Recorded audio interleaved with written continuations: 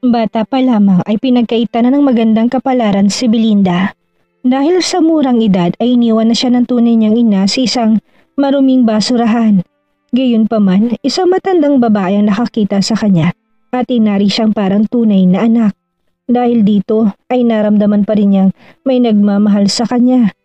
Dahil namamasukan sa isang mayamang pamilya ang kanyang nanay, dito na rin siya namasukan bilang katulong habang nag-aaral. At dito din magbabago ang kanyang buhay. Paano kung malaman mo na isang malaking kasinungalingan lang pala lahat, na pinaglaruan ka lang ng taong mahal mo? Belinda Garcia, maganda, inosente at maraming pangarap sa buhay. Labis na nagtiwala at nagmahal sa taong akala niya ang ibibigay ang langit. Pero sa huli, nalaman niyang isa lang malaking kasinungalingan ng lahat dahil ang lalaking mahal niya ay pag-aari na ng iba. At ang masaklap pa, dahil sa isang pustahan kaya siya nito pinatulan. Makakabangon kaya sa pagkakalugmok ang isang Belinda Garcia? Tunghayan natin ang kanyang kwento. Belinda's POV. May ngiti sa labi habang inaamoy-amoy kong mga bulaklak dito sa hardin ng mansyon. Napakabango talaga ng samyo ng mga bulaklak, lalo na yung mga nag-uumpisang mamukadkad pa lang. Mabuti na lang at dito ako naka-assign para maglinis araw-araw. Kapag nandito kasi ako sa lugar na to, feeling ko'y nasa paraiso ako. Sobrang ganda naman talaga kasi. At halatang alagang-alaga ang nasabing lugar. Belinda! Best, sabi ko na nga ba, dito lang kita makikita eh. Bahagya pa ako napaigtad dahil sa lakas ng pagkakatawag sa akin ng kasamahan kong si Gemma. Nakangiti akong lumingon dito. Oh best, pambihira ka naman. Masyado mo naman akong ginulat. Reklamo ko dito pero hindi maalis ang ngiti sa aking mga labi. Ay naku, kanina pa kita hinahanap no? Uwi ka nito sabay hawak sa akin. Bilisan mo best, baka nandun na si Aling Maring sa bakuran. Malalagot tayo nito kapag naunahan pa tayo doon. Kanina pa raw pinapatawag lahat ng kasambahay. Tukoy sa mayordoma ng mansyon na saksakan na sungit. Hinila na ako ng kaibigan kong si Gemma. Halos patakbo kaming pumasok sa malawak na bakuran ng mansyon. Pagdating namin sa malawak na bakuran ng mansyon, agad kaming nakihalubilo sa umpukan ng mga katulong. Hindi pa nag-uumpisa ang masungit naming mayordoma. Marahil hinihintay pa nito ang iba. 5 taon na kami nagtatrabaho ni Nanay Caridad dito sa mansyon. Meron itong dating pwesto sa palengke. Pero nalugi kaya napagpasyahan na lang ni Nanay na mamasukan bilang kusinera sa asyenda ng mga Vargas. Buti na lang at magaling magluto si Nanay. Matandang dalaga si Nanay Caridad. Opo, tama po kayo. Ampon niya ako. Hindi nilihim ng Nanay ang tunay kong pagkatao. 8 taon pa lang ako'y inamin niya na sa akin na napulot niya lang daw ako sa malapit sa tambakan ng basura sa palengke. As in baby pa lang daw ako noon. Wala kailangan niyang umamin kasi halata namang hindi kami magkamukha. Maitim kasi si Nanay, pandak at pangu ang ilong. Kabaliktaran naman ang aking appearance sa kanya. Sa edad na 16 na sa 5'7" ng aking height. Balingkinita ng katawan at kahit laging nakabilad sa araw, namumula lang ang aking kutis. Hindi ako umitim at maraming nagsasabing na maaaring may dugo akong banyaga. Nagumpisa kaming tumira sa Hacienda Vargas na mag-11 years old na ako. Si Gemma agad na isa sa mga anak ng katiwala dito sa Hacienda ang aking napalagayan ng loob. Madaldal kasi ito't magkasing edad lang din kami. Tumutulong din ako sa mga gawain dito sa mansyon kapag wala akong pasok sa school. Nasa senior high school na kami ni Gemma, kaya dapat pagigihan namin. Pinapasahod din naman kami ni Gemma. Stay in ako kasama si Nanay Caridad at stay out naman si Gemma dahil may bahay sila dito sa loob ng hacienda. Isa kasi ang mga magulang nito sa matagal ng trabahador ng hacienda. Mabait naman ang aming mga amo na sina Senyora Alicia at Senyor Armando. Buti na lang at pumayag itong isama ako ni Nanay dito sa mansyon. May sarili kaming kwarto sa likod ng mansyon. May mga kasama kaming ibang stay-in na katulong pero may privacy naman kasi may kanya-kanya kaming kwarto.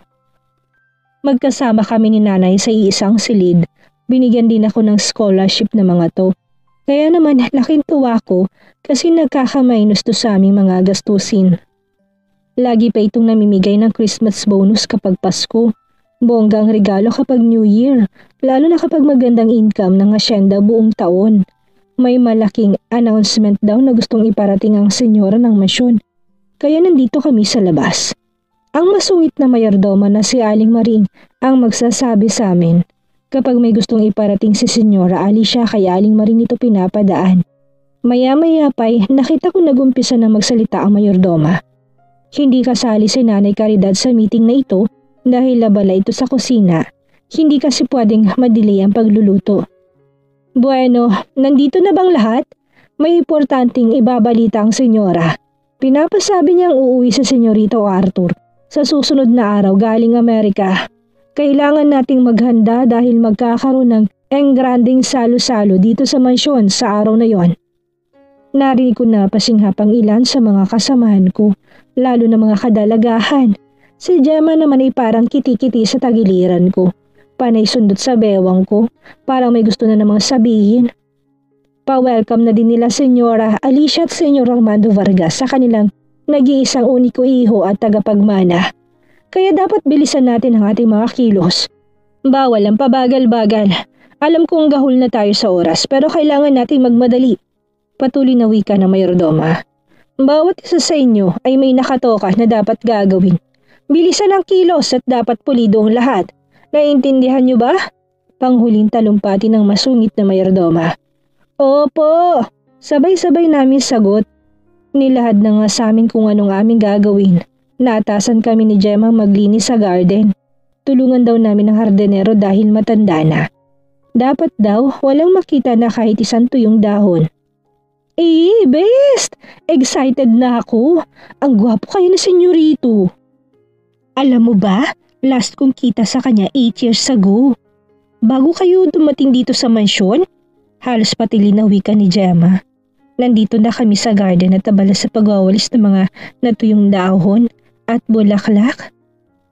Talaga, mabuti naman kung ganon para makita na natin ang isa pa nating amo. Mabait ba siya?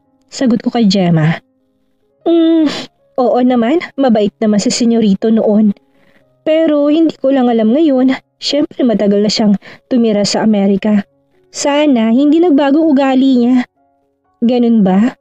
Heist, hayaan mo na best. Mabait man siya o hindi, ayos lang. Amo natin siya kaya dapat pagsilbihan natin ng maayos. Tanging sagot ko kay Gemma. Pero best, alam mo napakapogi niya.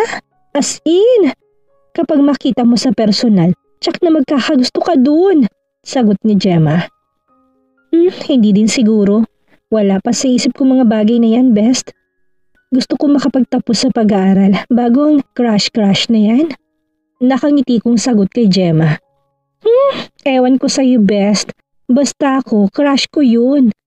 Kaya lang kailangan niyang pumunta ng Amerika para ituloy ang pag-aaral.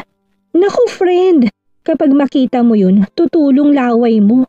Wika pa nitong kinikilig. Iningusan ko lang si Gemma dahil sa sinabi nito.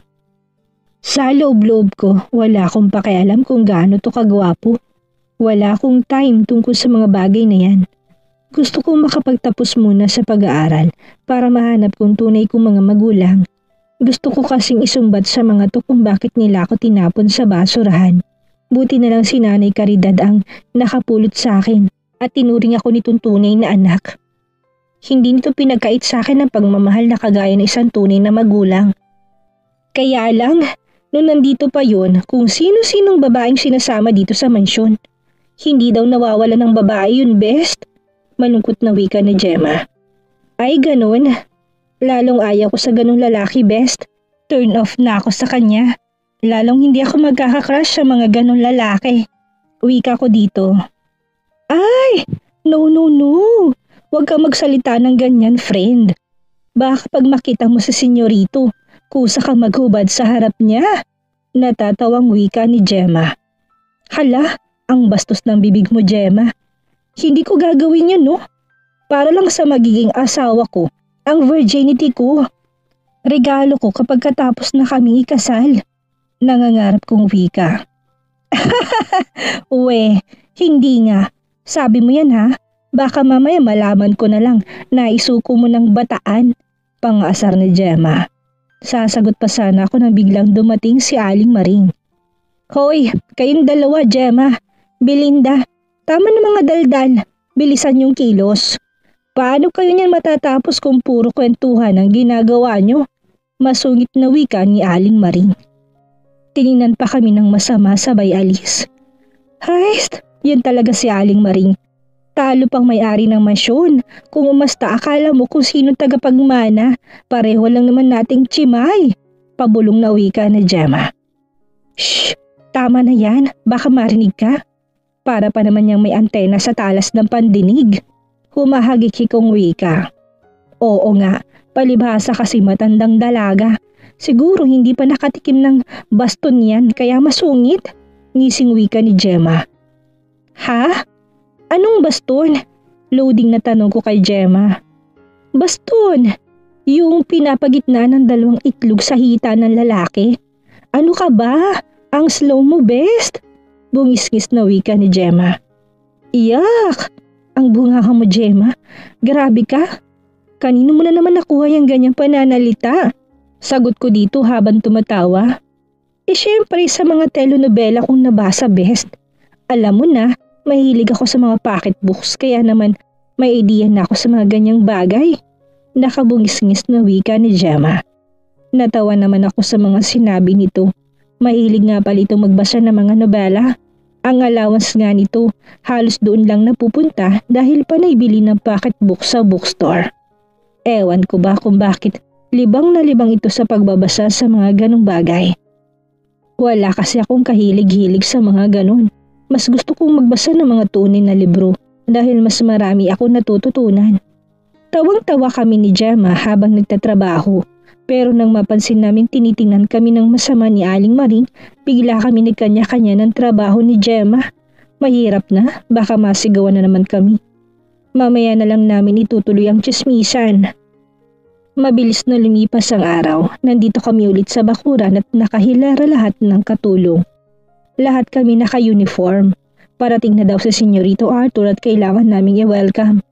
Nang may huminto na magarang sasakyan ay agad kaming tumayo ng tuwid sa bayoko.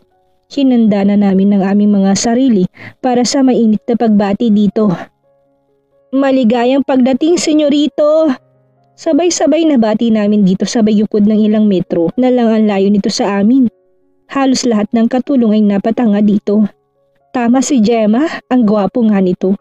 Biglang bumilis ang tibok ng puso ko at pinagpawisan ng aking mga kamay. May kukumpara mong kagapuhan at katikasan ni Senyorito Arthur sa isang Greek god. Hindi ito ganun kaputi, matikas ang katawan at matangkad. Sa tindig pa lang nito ay mahahalata mo ng galing sa hindi basta-basta ang pamilya. Istrikto itong naglakad at diretso lang ang tingin. Bahagyang tango lang ang naging tugon nito sa aming pagbati. May kasama itong dalawang lalaki na hindi din pahuhuli kung papugian ang labanan. Nang dumaan sa harap ko napansin ko na sumalyap ito sa akin pati na din ang kasama nito. Sa bagay sa lahat kasi ng katulong dito sa mansyon, ako ang pinakamatangkad. Diretso itong umakyat sa hagdan papunta sa second floor ng mansyon. Nakasunod naman dito ang dalawa nitong kasama. Lahat kami nakasunod ang tingin dito. Pambihira, hindi man lang namin narinig ang boses dito. Mukhang suplado at dapat kong iwasan dahil baka kami ay laging mapagalitan. Maya-maya pa'y naramdaman ko ng kinalabit ako ni Gemma. Best, yung laway mo tumutulo. Pabulong na wika nito. Namula naman akong tumingin sa kaibigan ko. Parang wala pa ako sa sarili ko. Aaminin ko na grabeng epekto sa akin ni Senyorito. Pagkakita ko pa lang dito sa kauna-unahang pagkakataon. Oh, tapos ng pagbatit pagsalubong kay Senyorito. Bumalik na kayo sa mga trabaho nyo. Bilisan nyo dahil mamaya-maya lang magdadatingan ng mga bisita para sa party. Malakas na boses na wika ni Aling Maring. Halika na, best. Baka mabulyawan na naman tayo ni Aling Maring. Haist, kalit-lit na babae, napakatapang. Parang laging galit. Aya sa akin ni Gemma. Agad naman kaming bumalik ni Gemma sa aming ginagawa. Daldal pa rin ng daldal ito habang nagtatrabaho. Napansin mo ba kanina ang mukha ni Jane at Amy? Tukoy nito sa mga kasamahan naming katulong. Matanda na 3 taon sa amin ng dalawa. Hindi namin kaklose sa mga ito kasi may pagkatsismosa at enggitera. Parang pusang hindi matae. Nakangangapat muntik ng tumulong mga laway. Grabing pagpapakyut. Akala mo naman papansinin sila ni senyorito. Pagpapatuloy ni Gemma. Ikaw talaga kung ano-ano napapansin mo. Baka marinig tayo ng mga yan, bigla tayong sabunutan. Saway ko kay Gemma. Ay naku best, yan ang huwag nilang gagawin. Lalabanan ko talaga sila. Wika ni Gemma. Napangiti lang ako sa sinabi nito. Hindi na ako nagkomento pa. Abala kasi ang isip ko sa kaka-imagine sa itsura ni senyorito. Parang nakatatak na sa isip kong nakakaakit nitong itsura. Pero kahit ganun pa man, hindi ko dapat sineseryosong bagay na yon. Pangarap muna bago landi. Normal lang siguro itong nararamdaman ko sa amo ko kasi talaga namang napakapogi nito. Hindi lang naman ako napahanga dito kung hindi kaming lahat yata. Kaya walang dapat ikabahala. No big deal, ika nga. Kinagabihan, abala kaming lahat sa pag-aasikaso sa mga bisita sa mansyon. Maraming dumating na bisita kaya hindi kami magkanda o gaga sa pag-aasikaso. Meron naman na catering na kinuhang senyora para sa mga pagkain. May mga dumating din na mga waiter at waitress pero hindi pa rin sapat kaya kailangan naming tumulong. Nakasimangot na nga si Gemma dahil halatang pagod na din ito. Sabayan pa ng ibang mga maarting bisita. Kahit naman ako, ngalay ng binti ko sa kakalakad. Anak, magpahinga na kayo ni Gemma doon sa kwarto. Hindi ba't may pasok pa kayo bukas sa school? Kami nang bahala dito. Kakausapin ko na lang si Maring mamaya. Maiintindihan kayo noon. Nakangiting suwestyon ni Nanay Caridad. Gemma, nabanggit nga pala ng nanay mo na dito ka na matulog. Wala daw tao sa bahay niyo kasi nandito din sila. Abala din na tumutulong sa pag-aasikaso sa bisita. Dinalhan ka na din nila ng school uniform na gagamitin mo bukas para hindi mo na kailangang umuwi upang magbihis kinaumagahan. Baling ni nanay kay Gemma. Agad namang tumango si Gemma. Sige po, Nay Caridad. Salamat po ha. Pagod na talaga kami eh. 11:00 na pala.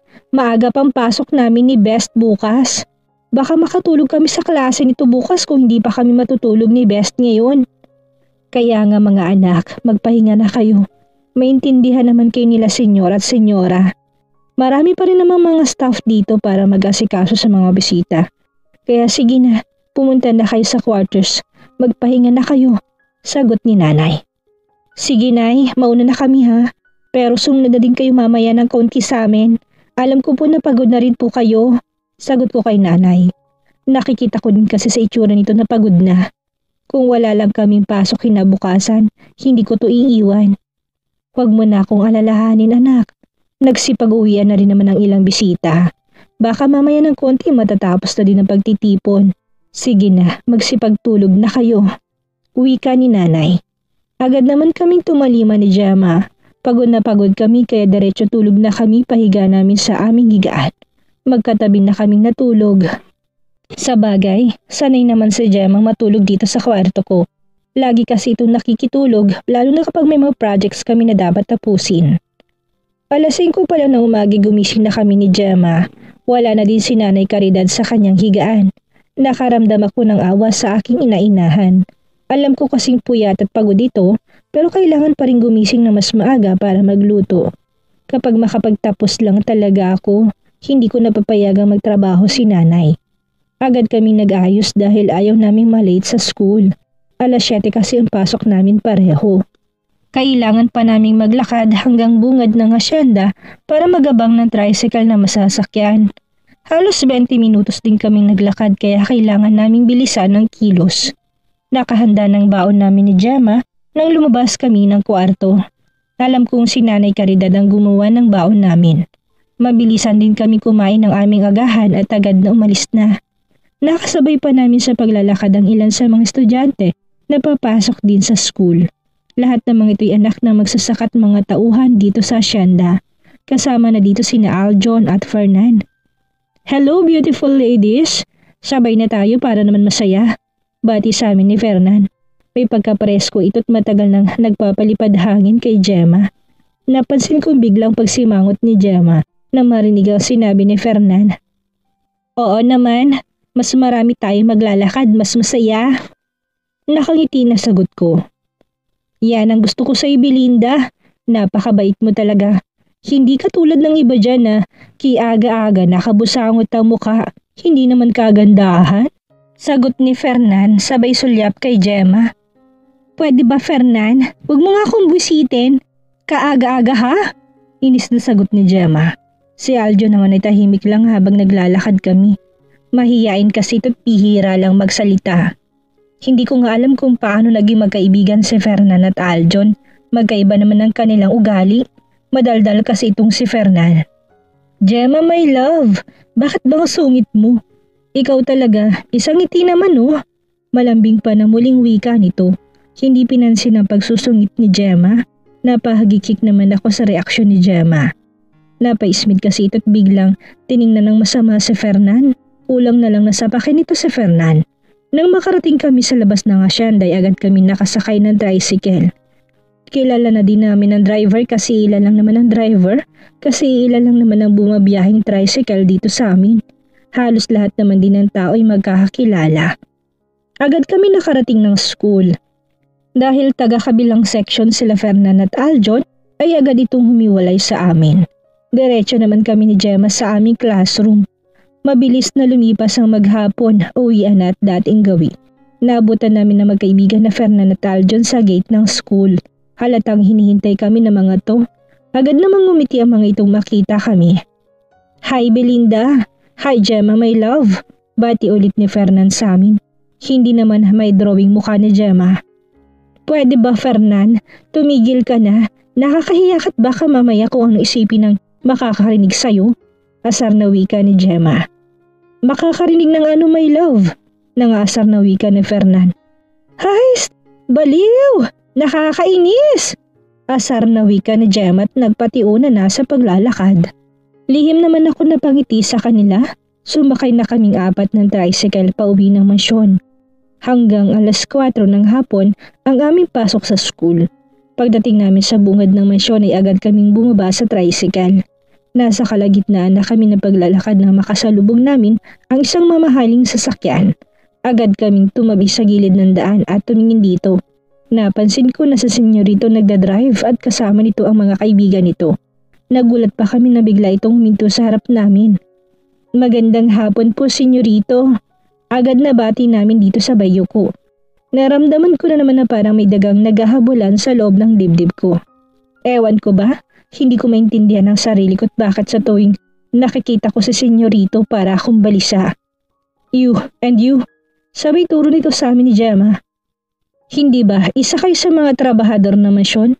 Bakit nandito pa kayo sa labas? Kunot noon na tanong nito sa amin. Agad kami nagkatinginan ni Gemma, pareho kaming kinabahan.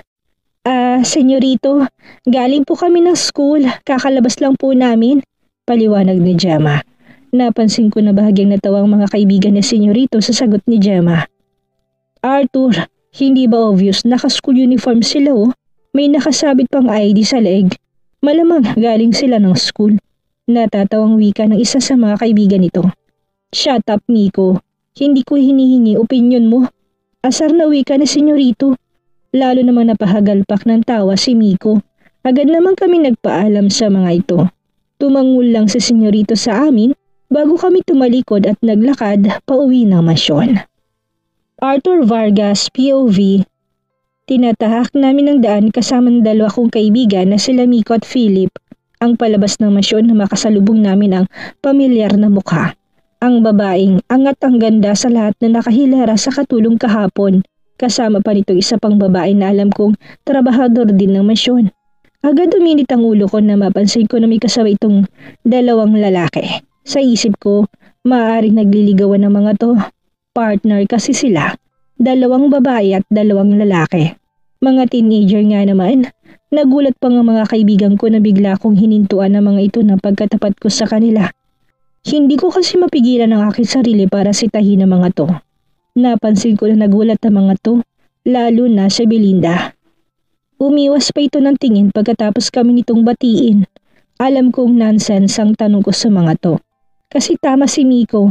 Halata naman kung saan galing ang mga to. Nang magpaalam na mga ito'y agad kong narinig na pumalatak si Philip. Ouch! Shit pare, ang ganda ng mga yun ah. Lalo yung mas matangkad. Sobrang ganda. Akalain mo, may nakatago pa palang diwata dito sa hasyenda nyo. Pumapalatak na wika ni Philip. Oy, pare ha. Umandar na naman yung kabaliwan mo pagdating sa babae ha. Baka mamaya ma-DSWD ka niyan. Halata din naman na minor pang mga yun. Baka mamaya makakasuhan ka ng child abuse. Wika naman ni Miko. Ulul, hindi usong child abuse sa akin pare. Ako pa ba naman? Sagot ni Philip. Bahagya namang natawa si Miko sabay tingin kay Arthur. Paano ba to pare? Mukhang type ni Philip yung dilag kanina. Yung mas matangkad daw. Wika ni Miko. Ano ba kayo? Pinagpapantasyahan yung mga minor de edad? Magsitigil nga kayo. Asar na wika ko sa mga to. Aba, pare bago yan ha. Kailan ka pa naging concern sa minor de edad? Nakakalokong wika ni Philip. Ganito na lang, bakit hindi na lang tayo magpustahan? Suwestyon ni Miko. May nakakaloko itong ngiti sa labi. Susubukan natin kung gaano katinik sa babae si Arthur. Itataya kong bago kong kondo sa Makati kapag manalo ka. Napabuntong hininga ako na marinig ko kay Miko. Tsak na may kalokohan na namang naglalaro sa isip nito. Tatawa-tawa naman ang pinaka-playboy sa amin na si Philip. At ano naman ang kapalit kapag natalo ako? Buntong hininga ko na tanong dito. Ang bago mong Lamborghini pare, type ko talaga yun eh. Wika ni Miko. Aba, parang cool yan ah. Sige, ipupusta ko din ang limited edition ko na Harley Davidson motorcycle. Kapalit lang yung limited edition Ferrari kapag matalo ka. Singit naman ni Philip. Hindi pa patalo kapag kalokohan ng pag-uusapan. At anong challenge naman ang gagawin ko? Tanong ko sa mga to. Kailangang maikama mo'y magandang babae pare sa loob ng 2 linggo. Dapat tapos mo na challenge namin kung hindi ikaw ang talo sa pustahan. Wika ni Miko na kangisi pa. What? Kidding pare. Alam mo namang ikakasal na kami ni Vivian. Tukoy ko sa 6 na taon ko ng kasintahan. After a month, susunod sa akin si Vivian dito sa Pilipinas para ayusin ang kasal namin. Anak ito ng mayor dito sa aming lugar at matagal na nakatakda ang aming pag-iisang dibdib. Kaya nga pare, for the last time na pagiging binata mo, bibigyan ka namin ng chance na tumikim ng bata't sariwa at may kasama pang premyo. Ngisi na wika ni Philip. Ano pare, deal? Kung ayaw mo naman, liligawan ko na lang yung dilag. Malay mo, mapa-oo ko. Swerte ko, hindi ba? Wika naman ni Miko napabuntong hininga ko sa sinabi niya. Alam ko kung gaano katinik sa mga babae mga kaibigan ko. Sa bagay, wala rin naman akong pinagkaiba sa kanila. Pero hindi ako papatol sa minor. Kahit papano, may natitira pang awa sa mga minor de edad ang pagkatao ko. Babaero ako, pero tinitiyak ko na nasa wastong gulang ang lahat ng naikama ko. Mga ulol, hindi ako katulad niyong sugapa. Hindi ako pumapatol sa minor de edad, kaya pwede ba? Tigilan niyo ko. Halata sa boses kong inis sa mga to. At ikaw naman Philip, huwag ka dito sa asyenda. Huwag kang magkalat. Mayayari ka kay mommy at daddy kapag may ginawa kang kalokohan. Kaya tumigil ka dyan sa pagtitrip sa mga bata. Pagbanta ko dito, nagtawa na naman sila Miko at Philip. Magawa kayang kunin ni Arthur ang pagkababae alang-alang sa pustahan ng kanilang magkakaibigan? Paunlakan kaya ni Belinda ang pagnanasang pinapakita sa kanya ng binata? Yan ang ating aalamin sa susunod nating kabanata.